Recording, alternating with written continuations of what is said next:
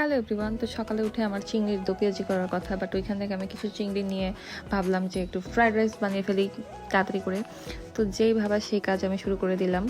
আমার আসলে এরকমই, মানে যখন যেটা আমার মন চায় আমি তখনই সেটা করে ফেলি। আমার কোনো প্ল্যান ছিল না যে এখন আমি ফ্রাইড রাইস বানাবো, বাট তারপরেও শুরু করে দিলাম। তো আমার এটা একদমই নিজের রেসিপি, আমি এটা কোনো রেসিপি ফলো করি না, একদম নিজের মতো যা যা মন চাই সব কিছু দিয়ে ফ্রাইড রাইসটা বানিয়ে ফেলি। ক্যাপসিকাম থাকলে ভালো হতো, বাট হঠাৎ করে আর কি যা ছিল তাই দিয়ে বানিয়ে ফেলছি। আমি যখন এরকম চাইনিজ ফুডগুলো রান্না করতে চাই আমি আমার বোনের রান্না অনেক বেশি মিস করি, বিকজ ওর হাতে এগুলো খুবই মজা হয়, মানে রেস্টুরেন্টের চেয়ে ওরটা বেশি মজা হয়। তো আমি জানি না আবার কতদিন পরে আমি আপুর রান্না খেতে পারবো। আমি অনেক বেশি মিস করি আপুর রান্না।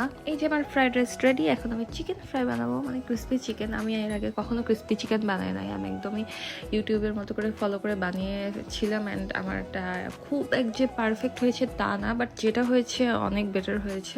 আমারও খেতে অনেক ভালো লেগেছে, মনারও। আই হোপ নেক্সট টাইম আরও বেটার হবে। এরপরে ভাবছিলাম আমি একটু হানি চিকেন বানাবো, বাট আমার টাইমে হয় না, এগুলো বানাইতে বানাইতে অলমোস্ট 1:30 বেজে গিয়েছিল। সো আমি ভাবলাম যে আচ্ছা জাস্ট ক্রিস্পি চিকেনের রাইসই খেয়ে ফেলি।